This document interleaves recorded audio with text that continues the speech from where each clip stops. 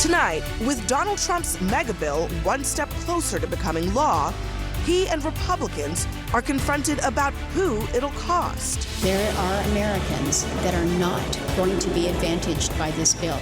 Plus, the self-proclaimed free speech president looks to punish those who dared to exercise it, including his famous ex.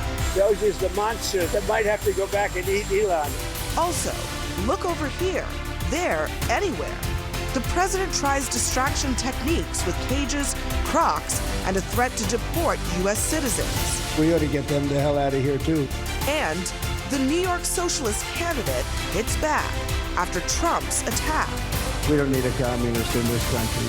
Live at the table, Bakari Sellers, Scott Jennings, Christine Quinn, Pete Seat, and Sheelah Kolhatkar. Americans with different perspectives aren't talking to each other, but here they do.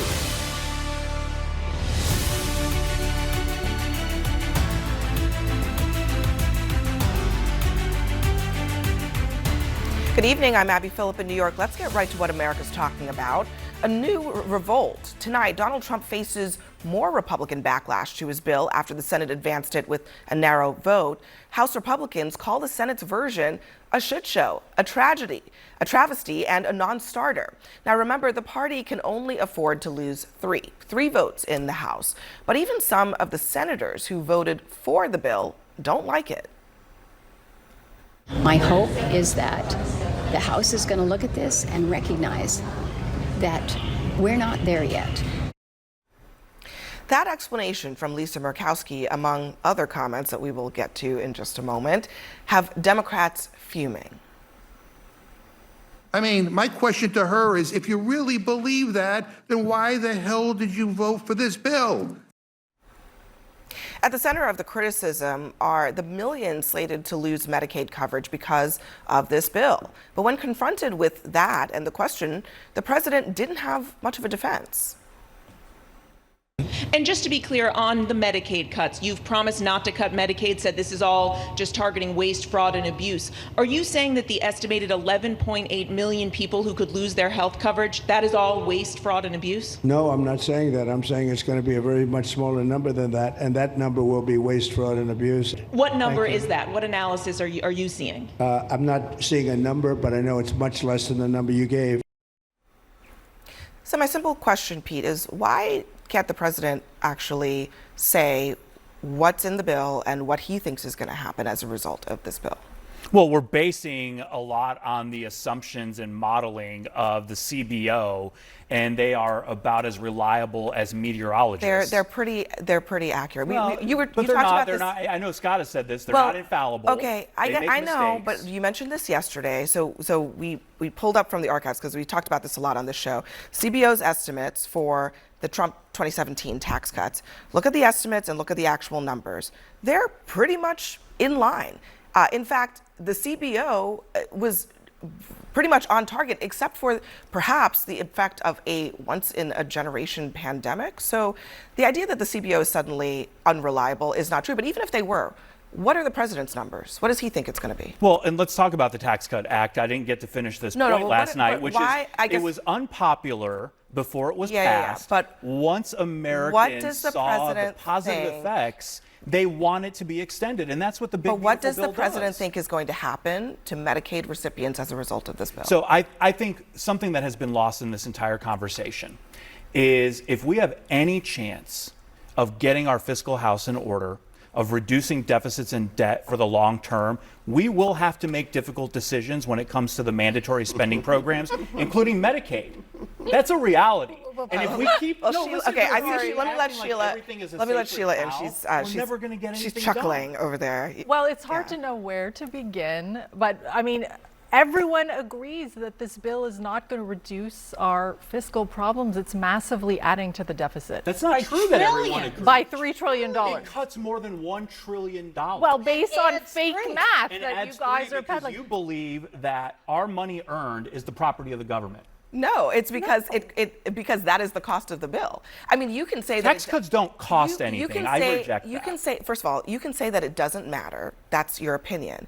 But the fact of the matter is that the deficits. This is not just according to me, this is according to the CBO. You can ask Chip Roy, you can ask Rand Paul, you can ask all these different people, Republicans, Tom Tillis. It adds to the deficit. It does nothing to reduce the liabilities that the government has to pay. And you're pointing to a couple of Republicans when 94% of the caucus voted for the bill. I'm just saying that the Republicans of 10 years ago would have said that the debt and the deficit are the two existential problems that are facing this nation. And if you don't address them, our children are going to pay, and you're going to set the country on a cliff to oblivion. I mean, that was the argument of Republicans. Where has that gone? Well, I don't think these things are mutually exclusive. I think you can cut taxes or make the tax cuts permanent and add other tax cuts for working class Americans. I think you can do necessary welfare reform. I think you can invest in the southern border and border security, which this bill is doing. And then you can also pay attention to spending. Now, Pete's right. I mean, if some of this bill doesn't get to the mandatory spending, and ultimately of the federal budget right now, like 21% of it is discretionary and the rest is just mandatory spending. So you got to tackle that down the road. This isn't a spending bill. It's a reconciliation bill, and it's largely a tax bill that makes the tax cuts permanent, adds tax cuts for working class Americans. On the Medicaid piece, though, there's obviously going to be a big debate about this. I mean, there are like almost 5 million able-bodied people on Medicaid who simply choose not to work. They spend 6 hours a day socializing and watching television. And if you can't get off grandma's couch and work, I don't want to pay for your welfare. I don't know where you're getting those numbers. CBO says there are 5 million Americans who are sitting on their couch watching television. Regardless, this kicked 17 that you just cited. This kicked 17 million people off of. False. The 17 million people off. The numbers that we have. Well, give me the numbers that you just so that we're all on the same page. Level set it from the Let's level set. And the numbers that we have, the Senate version, 11.8 million people left uninsured by 2034. The House version is 10.9 million. So the Senate version is a little bit more aggressive but than the House version. I think that there are a few things. There are a few things, and we've really spoken on a very high level here. But let's just get in the weeds. There are people who are going to be kicked off their health care when this bill passes and when this bill is signed into law. That's a fact. And I think that Republicans have done a great job of kind of needling this theory that they're able-bodied people, that they're people who are just obese, sitting in their grandmother's basement, playing PlayStation, eating Cheerios off their stomach. That's not the case. Right. What happens in this country is you actually have the working poor. You have people in this country who work day in and day out, who make our lives a much better place, who work 40, 50, 60 hours, who still fall in that gap because there are certain states that haven't even expanded Medicaid. But what we're doing is we're contracting that. What we're doing is saying these people don't have access to that health care. And the irony in that entire discussion is that, yes, Republicans, and this is what frustrates me about my own party, about Democrats, because we're ass backwards. Like, we're terrible at this. You had Peter Thiel, you had Elon Musk, and you had Jeff Bezos standing behind Donald Trump at the inauguration. And we are literally cutting from poor people, those same people I'm talking about, those women, those children, those pregnant women, and we're giving the people who were standing behind Donald Trump a tax break, and Democrats can't figure out how to message this. And let me tell you, what I do for a living is work with homeless families, homeless women and their children. And those women want to work. Over half of them. They will not lose any benefits. That is simply not true. They will not. It is simply not true. We will have women and children who will lose their coverage while they're simultaneously having their food stamps, SNAP benefits cut back. And one of the categories of people who will get less SNAP benefits are domestic violence survivors. So this isn't even just a one whack. It is a 1-2 punch at working poor. And right now, the face of the homeless in New York, in this country and in New York, are working women, and they are going to be terribly affected by this. There are not 12 million people who are undocumented or waste, fraud, and abuse. Can I ask a question? It doesn't happen. Can I just I ask a question that I think that many people watching will ask, is why can we not do this piece and parcel? Like, why can't we bring up a bill that says that we're going to protect our southern border? And then, because we've talked about that for years. I mean, we actually had Marco Rubio and Chuck Schumer on the same page about immigration reform. And then why can't we actually have a bill to reform some of the entitlements that we want to? And then why can't we have a bill that does X? I mean, so I want to hear the answer. Explanation. The way that this bill is structured is that you need to take from some pockets of money, let's call it Medicaid and SNAP, in order to pay for the tax cut. I've been thinking about this argument all day. I'm going to bring Sheelah in on this because, I mean, this is super important. I mean, you talked about working and middle class people and what they're getting out of this bill, Scott, but this is the Institute on Taxation and Economic Policy. The lion's share of benefit from this tax bill goes to the wealthiest. $64,000 if you make more than $900,000 a year. If you are in the lowest part of the economic spectrum, the poorest 20%, the second poorest 20%, you're looking at less than $1,000 annually from this bill. I mean, it's pretty significant. So to me, this just looks like a slightly modernized version of trickle-down economics, the same thing the Republicans have been trying to foist on Americans, very unpopular, by the way, but since the 1980s, where they basically want to drastically reduce the federal government, they want to kick people off of their benefits, and disproportionately drive tax cuts to very wealthy people and high earners, and those people are going to do better, and supposedly it will all flow down to the rest of us, but this has been discredited. It doesn't work. And all of this other stuff is sort of nonsense to conceal the fact that this is an old play that they have been trotting out for decades. But I think and it has failed. The study is manipulative. J.D. Vance, back in 2017, when he was doing other things. A different person. He said the Senate bill, he was talking then about the bill that would have changed the Affordable Care Act. The Senate bill offers a bit more to the needy, but still leaves many unable to pay for basic services. In the rosiest projections of each version, millions will be unable to pay for basic health care. This wasn't acceptable to Reagan in 1961, and it shouldn't be acceptable to his political heirs.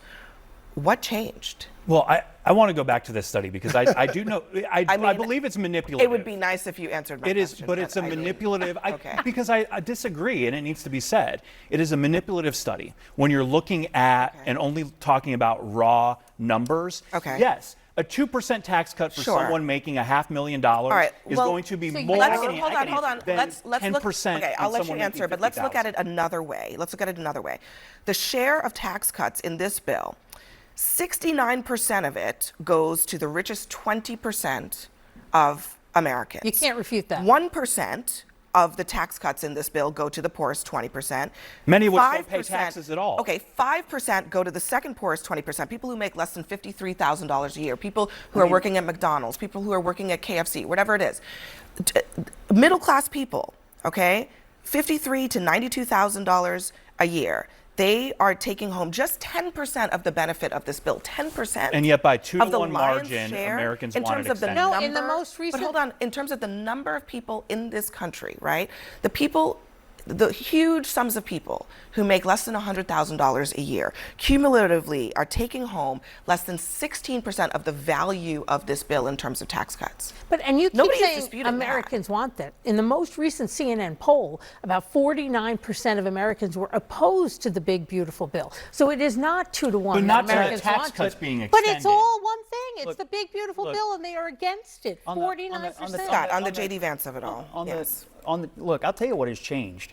Because between 2019 and 2024, we went from spending $4.5 trillion in this country to almost $7 trillion.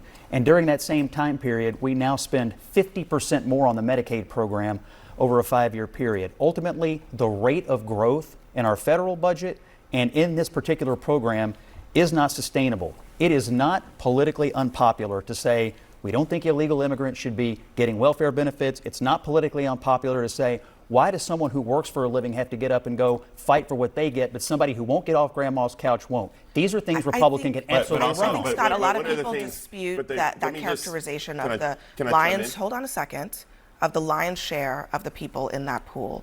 Your undocumented immigrants, maybe 1.5 million people. Yep. The rest of those people, 10 million of them, are Americans. And I think the other thing that people would dispute is this idea that health care should be a gun held to the head of people. That whether, you know, do you know what I'm saying? But I it's think, not- do you look, understand what I'm saying? Like, and I think that's what understand- J.D. Vance I was getting at, was that health care should not be used as a bargaining chip in forcing people to do certain behaviors. I understand the economically. debate. I understand the debate. But ultimately, if you're going to have a conversation in this country about getting people off of welfare and into the workforce, at some point, the rubber meets the road, whether that's on health care or any other government benefits they get. When does the rubber meet the road for the wealthy? What do you mean? They pay most of the taxes in this country. When does the rubber? Vast majority of the taxes when does paid the by the rubber top meet? 5%. I think when does the misconception rubber? is like they When does don't, the but rubber this meet is the road for also the not a- wealthy? When do they have to? When do we have to make tough choices and say, okay, maybe they can pay 2% more? Does that ever happen? Well, I mean, people argue about taxation rates all the time in campaigns, and this bill, I mean, the wealthy still pay the top rate That in this country. conversation did not happen with Republicans. Bakari, last word. No, I mean, I just think the conversation is not intellectually honest. And I think the fact that if you want to have a conversation about what happened between 2016 and 2024, you have to realize that the economy's changed vastly because we had a once in a 100-year pandemic. Right. And Scott forgets that in his analysis. No, But you're right. I agree with you. But why didn't we bring spending down when it ended? But also, We didn't bring spending down when it ended. Also, actually, Did you forget that it ended? Spending actually went up under Yeah, Donald because Trump. of the pandemic. You're right. Correctly. Why didn't it come back Correct. down under But- Biden? Why but didn't it come also- down? The also pandemic there ended. is- You don't have an answer for this. There is one. No, Is it still going on? Are you still Okay, sick? let me No, let what I'm Bakari also finish saying his is that thought, there then we'll are You got long COVID? $4 trillion you're adding to the deficit. So I can have long COVID, short COVID, medium COVID. Your party's adding $4 trillion to the deficit Disagree. right now. To You don't have, fund taxes. but also my only point is that we are pissing on the poor on this show. And my only point is that there are people called the working poor. Right. There are people that are not just avoiding work because they want to. There are people who are working hard who still cannot afford things like health care. They won't All lose right, benefits. let's They will put a That's pin in not that true. conversation. Up next for us, Donald Trump.